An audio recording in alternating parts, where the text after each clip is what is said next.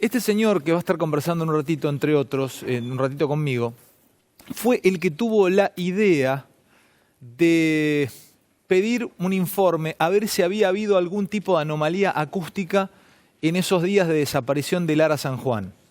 Y bueno, finalmente se encontró la anomalía acústica, esa especie de explosión, o esa explosión finalmente que determinó encontrar o que se supiera un poco lo que finalmente había ocurrido. Vamos a estar charlando con él. Vamos, ahora sí, por favor. Ya lo vamos a hacer pasar a Grossi. A mí me interesa mucho esta nota porque es un argentino que hace tiempo vive afuera, vive en Viena, es embajador argentino en Viena y es una de las personas que más entiende de energía nuclear para fines pacíficos y para fines militares. Así que yo voy a ya sentarme a conversar con Rafael Grossi en esta noche, que espero que me acompañen, porque vamos a salir un poco de la mente argentina para entender un poco más de otras cuestiones. Rafael, gracias, un placer tenerte. ¿Cómo estás? ¿Cómo te va? Mucho gusto. Gracias, ¿Cómo estás? un placer enorme. Mira, incluso estamos debutando nueva manera de entrevistar, porque si no estoy siempre allá en la mesa y también quiero charlar un poquito acá, cara a cara con vos. Dale. Bueno, contale un poco a la audiencia. ¿Sos embajador en Austria? Exactamente, soy embajador argentino en Austria ante todos los organismos internacionales. Vos sabés que, viste que en Naciones Unidas tenés Nueva York, que es la cabeza principal, después tenés Ginebra y después tenés Viena, que es otro de los grandes centros internacionales de Naciones Unidas, donde está, entre otros, el Organismo Internacional de Energía Atómica, frente al cual yo represento a la Argentina y en el cual trabajé antes. O sea, vos has estudiado la energía atómica tanto para fines pacíficos como para fines militares. Exactamente, las dos caras de la moneda. Decime algo, ¿qué es un arma nuclear? ¿Qué se define por arma nuclear? Bueno, el arma nuclear es básicamente un arma cuyo poder destructivo está basado en la fisión del átomo y en una cadena incontrolada. Es decir, cuando vos generás en un reactor nuclear energía a través de la energía atómica, vos estás controlando la reacción. En un arma nuclear, en un artefacto nuclear, es incontrolada. Entonces esa genera una potencia que es diferente en cuanto a la cantidad de material nuclear que tenga dentro, uranio enriquecido o plutonio básicamente, y genera una destrucción de distinta naturaleza, térmica, cinética. ¿Cuántos países tienen armas nucleares hoy en el mundo? 9. 9 países. Hay 5 países que tienen armas nucleares de manera reconocida, que son los 5 miembros permanentes del Consejo de Seguridad: Estados Unidos, Francia, Rusia, Gran Bretaña, Reino Unido. Entonces, vos tenés estos, y después tenés la India y Pakistán, que han desarrollado armas nucleares por fuera del Tratado de No Proliferación de Armas Nucleares. ¿Qué es la no proliferación? Perdón, La no proliferación es lo que la palabra lo indica, es decir, que no aumente el número de países que tienen armas nucleares más allá de ese círculo áulico inicial de los 5 que la tenían al momento de firmarse este tratado de no proliferación, que se dijo, bueno, hasta acá llegamos. Digamos, ese tratado fue una especie de línea donde se dijo, bueno, la tenemos nosotros 5, tratemos de que la cosa pare acá. Por ejemplo, eso que estoy viendo atrás, ¿eso es ruso? Esa imagen que tenemos allí. Probablemente, o Corea del Norte, no sé, depende, bien, por la forma. Bien, pregunta. ¿Corea del Norte ya tiene armas nucleares? Sí. Ya tiene armas nucleares. Sí. ¿A vos te tocó ir a Corea del Norte? Sí. ¿Y a qué fuiste a Corea del Norte? ¿Enviado por quién? Porque sos argentino, te tengo acá a mi lado, trabajaste o estuviste cerca del Consejo de Seguridad, trabajaste para ONU. ¿A qué fuiste a Corea del Norte? Bueno, en ese momento yo trabajaba para el Organismo Internacional de Energía Atómica y estábamos. Vos sabés que la relación con Corea del Norte es una especie de cosa, es un juego de errores, ¿no? Donde hay momentos de mayor acercamiento, momentos de mayor alejamiento, momentos que parece que arreglamos algo, momentos que parece que no. Y en aquel momento, donde me tocó a mí participar, se estaba tratando de hacer un acuerdo parecido al que el gobierno de Estados Unidos está tratando de hacer ahora con Corea del Norte. Entonces nosotros, porque yo trabajaba para el Organismo Internacional de Energía Atómica, lo que teníamos que hacer ahí era ver de qué manera íbamos a inspeccionar, garantizar que ese acuerdo que estaban firmando o trataban de firmar en el papel estos dos países no fuera... Pero cuando vos llegás a Corea del Norte, Rafael, ¿te llevaron al hangar donde estaban las cabezas nucleares? No. No. No te llevan, no te muestran, No. venga a ver esto es lo que yo No. desarrollé. Lo que vimos fue el centro nuclear, el centro de Yongbyon, que queda cerca de Pyongyang, la capital, que es donde ellos desarrollan una cantidad de actividades conducentes al arma nuclear. Por ejemplo, la fabricación, la extracción de plutonio, que es el material. ¿Y qué le calcula al mundo que tiene? ¿Cuántas cabezas nucleares tiene? Es difícil porque, bueno, Corea del Norte ha hecho 6 ensayos de armas nucleares, ¿no? El último lo hizo en el 2017, bastante poderoso. Bastante fuerte ese ensayo, el tiro, ¿no? Fue bastante fuerte. Entonces, lo que se calcula, para calcular cuántas armas tienen, se calcula la capacidad que tienen de extraer plutonio o de fabricar uranio, o de enriquecer uranio. Entonces, las estimaciones son bastante genéricas, pero están por arriba de 10 y hasta 50 podría ser. O sea, le calculás según la cantidad de plutonio y de uranio, o de uranio enriquecido. Que enriquecen. Exactamente. ¿Y cómo sabes cuánto enriquecen? Porque sabés, a través de informaciones de inteligencia, claro, cuántas ultracentrífugas tienen para hacer enriquecer uranio. Otra pregunta más, Rafael, ¿no? Porque digo, para mí sos uno de esos argentinos que genera orgullo en el lugar que está y que de pronto a veces no, pasa desapercibido. La gente conoce más al Kun Agüero que a vos. Y vos estás... Bueno, con razón. Está bien, pero vos estás en una élite política y diplomática mundial que trata de controlar la proliferación de armas nucleares en el mundo. Y sos argentino, está acá, está charlando, sos creo que de Almagro. Así es. Estudiaste un doctorado, te fuiste muy joven a trabajar afuera. Cuando ensaya un país una bomba nuclear o un arma nuclear, ¿te das cuenta, sí o sí, o pueden ensayar en un desierto o en el medio del mar? Eso y no se te das hacía, cuenta? eso se hacía. Se ensayaba en el mar, en atolones, en el Pacífico Sur, en el desierto de Argelia, en Australia, el Reino Unido, en el propio territorio americano, en Nevada. Yo he estado en los sitios de ensayo, en Semipalatinsk, actual Kazajstán, en la época de la Unión Soviética, hasta que se prohibieron los ensayos nucleares. Hay un tratado que los prohíbe y que tiene que ver, fíjate lo que son laberintos borgianos, tiene que ver con el Ara San Juan. Hay un organismo internacional... ¿Se llama APTO? ¿Cómo se llama? CTBTO. Ajá. Hay un organismo internacional que vigila que no se hagan ensayos nucleares. ¿Cómo lo vigilás? Lo vigilás a través de una red internacional, sobre todo sismológica, porque un arma nuclear que genera un movimiento telúrico, como si fuera un terremoto, digamos, no es igual que un terremoto, pero es un movimiento telúrico importante. O sea, si algún país prueba un arma nuclear, vibra algo... Vibra la Tierra. ¿El mundo vibra? Vibra la Tierra. Lo que pasa que vos no lo detectás acá, pero existen equipos que lo pueden detectar. Vibra la Tierra, se liberan gases a la atmósfera. Aunque vos hagas el ensayo a 500 metros bajo tierra, se liberan ciertos gases, que se llaman gases nobles, que son captados por estaciones de radionucleidos que huelen la atmósfera, o también, si es bajo el agua, lo captan estaciones que son como un sismógrafo, pero abajo del agua, que son las estaciones hidroacústicas que fueron de las que nos porque ahí para el San Juan. quiero contar a la audiencia también. Vos allí tuviste la idea de poder pedirle a estos colegas tuyos a ver si había habido alguna anomalía acústica y detectaron justo en esa zona. Claro, de la porque yo pensé que quien puede lo más puede lo menos. Entonces, sabiendo lo que era la red internacional de más de 300 sensores, estetoscopios, digamos, que vigilan y que escuchan, auscultan la Tierra, yo dije, bueno, acá es posible que se haya captado algo.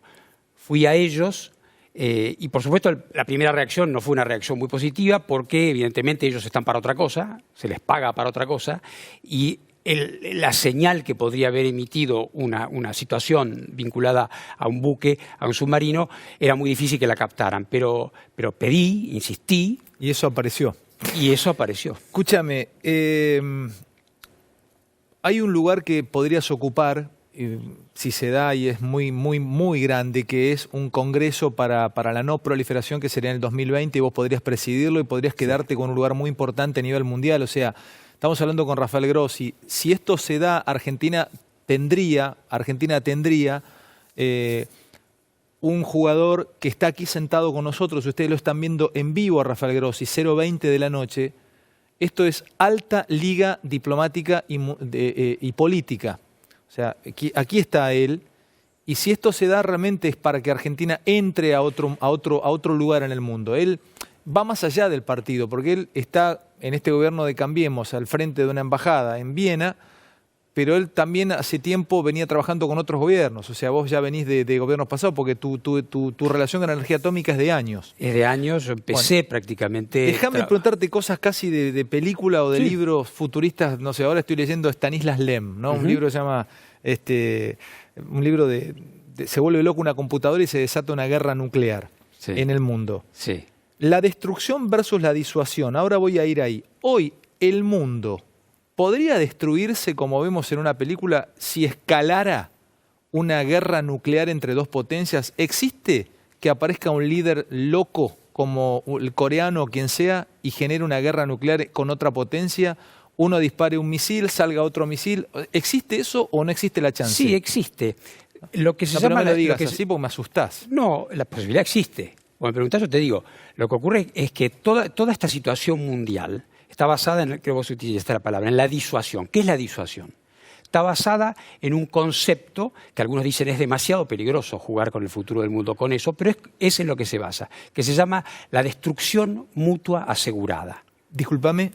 Destrucción mutua asegurada, que además en inglés es MAD, loco. Destrucción mutua asegurada. ¿Qué quiere decir? Eso es lo que hacía Eisenhower cuando pone los bombarderos a rodear el mundo 24 horas, con las bombas arriba. Vos tenés un arsenal nuclear, yo tengo un arsenal nuclear. Pero yo sé que si yo uso mi arma nuclear contra vos, vos vas a retaliar. Me vas a tirar a mí un arma nuclear. Y te destruyo. Y los dos vamos a desaparecer. Entonces es esa destrucción mutua asegurada la que sostiene este equilibrio de terror, si querés, sobre el cual vivimos. Pero pará, yo sé que vos, Rafael Grossi, tiene la idea y el teléfono rojo al cual yo puedo llamar, como se dice que hablaron Khrushchev y Kennedy. Bien, y ¿te acordás de la película de Kubrick? Claro. Doctor No. Doctor No. Exactamente. Con Peter Sellers, maravillosa, ¿no? Doctor Strangelove. Pero yo te llamo a vos y eliminamos la posibilidad de que yo te envíe mi misil y vos me envíes el tuyo. Claro. Pero vos y yo pensamos. Ahora, si aparece un loco, yo te lo voy a tirar igual al misil porque no me importa nada. Sí. Ahí se termina. Puede aparecer un loco, puede haber un accidente, ha habido situaciones, ha habido 4 o 5 situaciones históricamente comprobadas donde en un momento dado los sensores de la defensa de uno de los dos países creyeron detectar un ataque masivo y se pusieron en alerta. Las mismas computadoras. Sí, y se pusieron en alerta. Hay inclusive un señor, un viejo ruso, que en un momento dado dio la orden de no retaliar, aunque tenía la autorización para hacerlo, porque le pareció que no podía ser posible lo que estaba mirando. No. Sí, eso pasó. O sea, el ojo humano salvando la catástrofe mundial. Así es, eso sucedió. Por eso es que es tan importante la no proliferación y al costado de ella el desarme, es decir, los esfuerzos para que los que tienen las armas nucleares caminen hacia su gradual eliminación. Pero esto es muy difícil.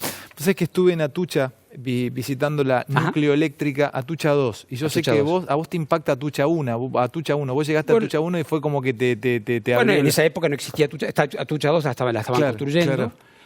Así que sí, voy constantemente a las centrales. Ahora, eso es no utilización de la energía atómica para fines militares. Exactamente. En Argentina tuvimos el desarrollo del misil Cóndor. Sí. Te he leído en una nota que leíste creo que a Natalia Navishkiviat y en Clarín, y donde vos le decís que te parece bien que nos haya así seguido desarrollando un misil nuclear como el Cóndor.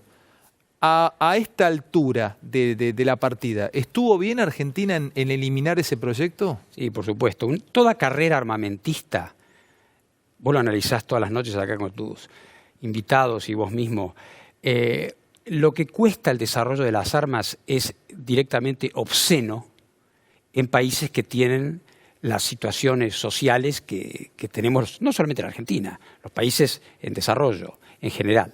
Embarcarse en una carrera armamentista y sobre todo en una región que no tiene ningún tipo de justificativo geoestratégico. Si vos me decís, estamos hablando del sudeste asiático, donde existe una puja entre la India, Pakistán, donde existe una situación de tipo hasta religioso y con otra cantidad de componentes históricos muchísimo más complejos, ahí si bien no lo compartís, podés llegar a entender.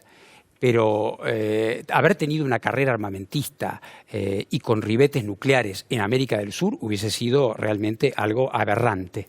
Aberrante. Aberrante, completamente, aberrante. Vos sos parte de la OIEA, que es la Organización Internacional de Energía Atómica.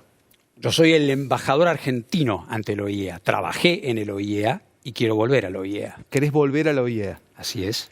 En el 2020, ¿qué se da o qué se produce? Hay dos cosas. Una cosa es la elección para la dirección general del Organismo Internacional de Energía Atómica. Hoy hay un japonés. Había. Se fue. Se murió. Se murió el japonés. Se murió. Uh-huh. Entonces, desafortunadamente, yo trabajé para él, un hombre muy respetable, fue director general del OIEA durante 2 mandatos y medio. ¿Y está vacío ese lugar ahora? Claro. ¿No lo tomó nadie? Lo va a tomar quien gane las elecciones. Hay elecciones para la OIEA. Sí. ¿Cuántos países votan? 35 países que son miembros de la Junta de Gobernadores del OIEA. ¿Votamos nosotros como Argentina? Claro. Votamos. Votamos. Bien.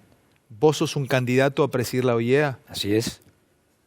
Bueno, vos tenés idea, Rafael, que ese lugar y ese puesto es del hombre, suena rimbombante decirlo, pero es quien maneja la energía atómica en el mundo, o sea, o quien lleva adelante, digamos, el control. Tenés un instrumento muy importante.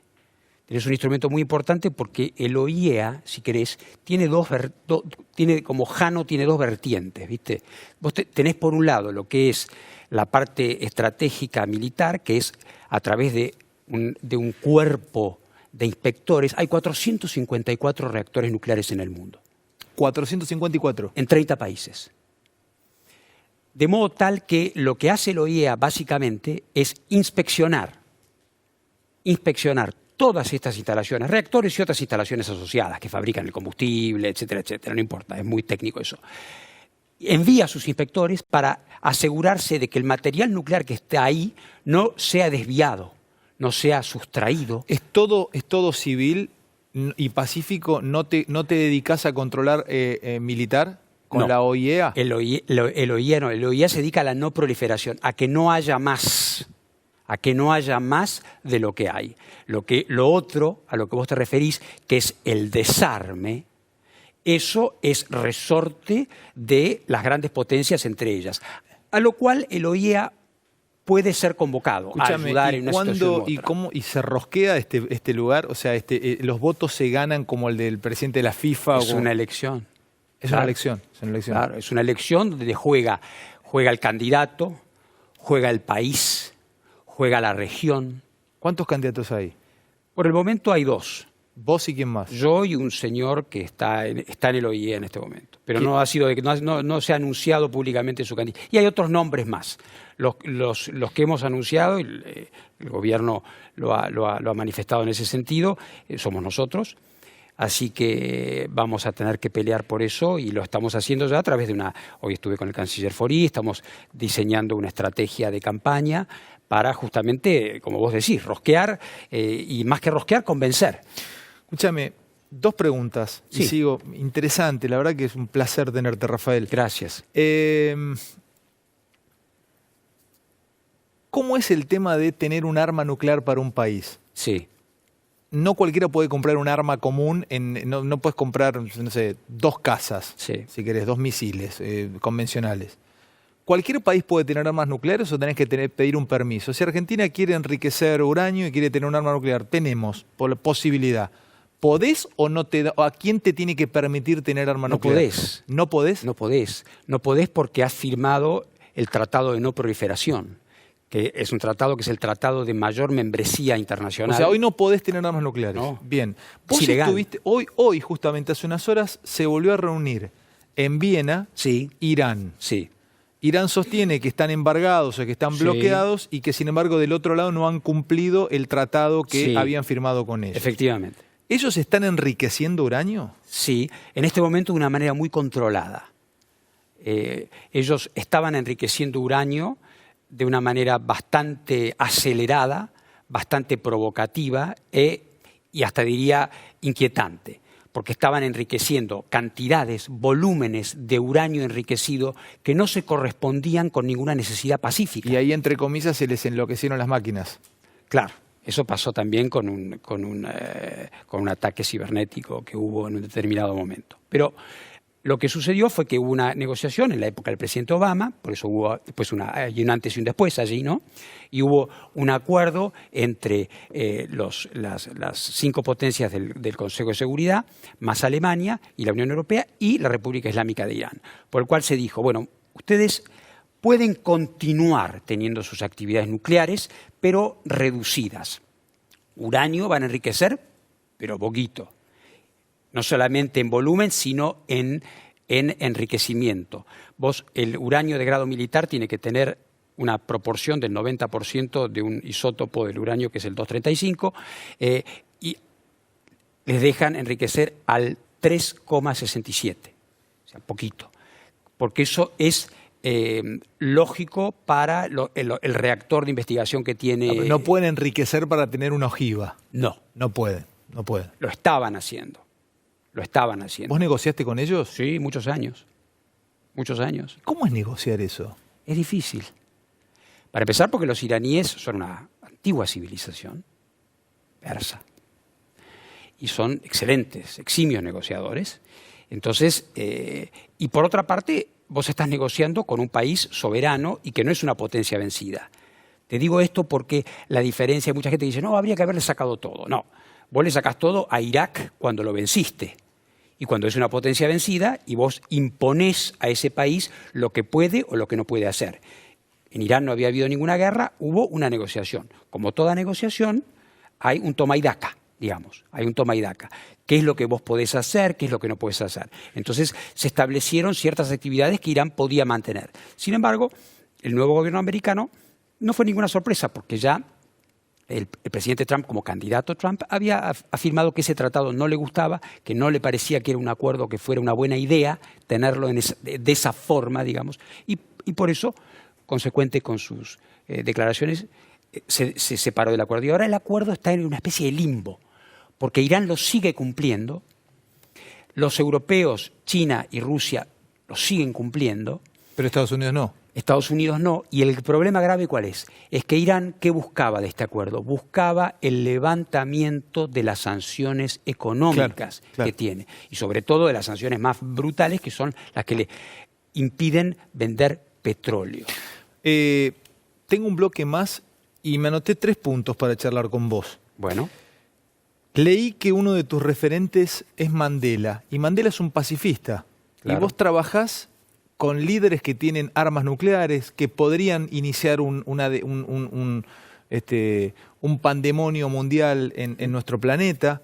Y después te voy a pedir desde afuera una mirada de la grieta en Argentina. Nada más engrietado que el mundo nuclear militar. O sea, las charlas entre una potencia que quiere tener armas de destrucción masiva y otra que no quiere. Me lo vas a dar esa referencia, Rafael. Y Encantado. por último es... ¿Cómo se destruye un arma nuclear? Se funde, se cortan los cables, hablando en criollo. Es complejo. Ahora me lo vas a contar. Dale. Es Rafael Grossi, es muy interesante esta charla con una verdad, un orgullo para los argentinos. Después del corte, este señor es Rafael Grossi, puede ser quien lleve adelante los destinos de la OIEA, Organización Internacional de Energía Atómica. Así es. Nos va a contar por qué su preferencia por Mandela. Por ahí nos da algún mensaje esperanzador para uno de los pacifistas más importantes de la historia de la humanidad. Una mirada sobre la grieta en Argentina. Viene de afuera, es embajador en Viena, en Austria, y nos quedó una más. ¿Cómo se desarma un arma nuclear? O sea, ¿cómo se elimina, cómo se destruye un arma nuclear? Ya venimos después del corte con Rafael. Bueno, Rafael, ¿por qué una persona como vos, que está acostumbrada a lidiar entre estados que se están desafiando con destruirse, elige un pacifista como Mandela como referente? Bueno, mira, yo creo que a mí siempre me impresionaron 2 cosas en él. Tiene muchas, ¿no?, que son muy impresionantes. Pero en primer lugar, bueno, la vida de él para que la conozca. Pero hay algo que es fundamental y que es esa actitud que creo yo que en la índole del diplomático tiene que estar siempre. Que es esa actitud de superar el agravio superar el agravio y seguir adelante. Superar el agravio y seguir adelante. Y seguir adelante, porque el agravio te tira para atrás y vos tenés que llegar a un objetivo en una negociación. Y él es el autor de esa frase maravillosa, que además también muchas veces se da en la diplomacia como en la vida. Él dice en un momento, y a mí eso siempre me queda grabado, y en los momentos difíciles siempre me acuerdo, dice, todos dicen que es imposible, hasta que esto se hace. Hasta que se hace. Hasta que se hace. Hasta que se hace. Y ahí linkeo con la grieta en Argentina.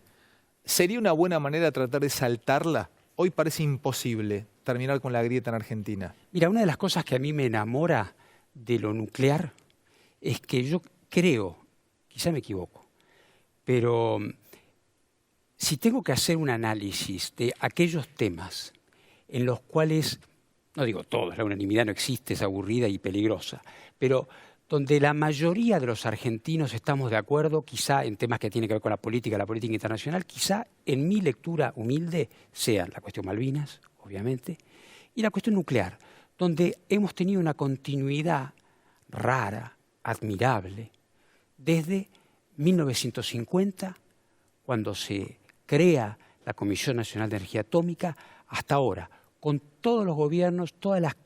Ahí no hubo grieta, ahí se caminó siempre hacia el mismo plan. Por supuesto hay diferencias, sí, por momentos en el menemismo se frenó, pero en general vos ves una línea que ha marcado. Entonces, la Argentina, los logros que ha tenido, entonces yo creo que es un reflejo lo nuclear de la Argentina, no sé qué puede ser, que es, evidentemente. ¿Me dejás para el último bloque lo del desarme? Sí.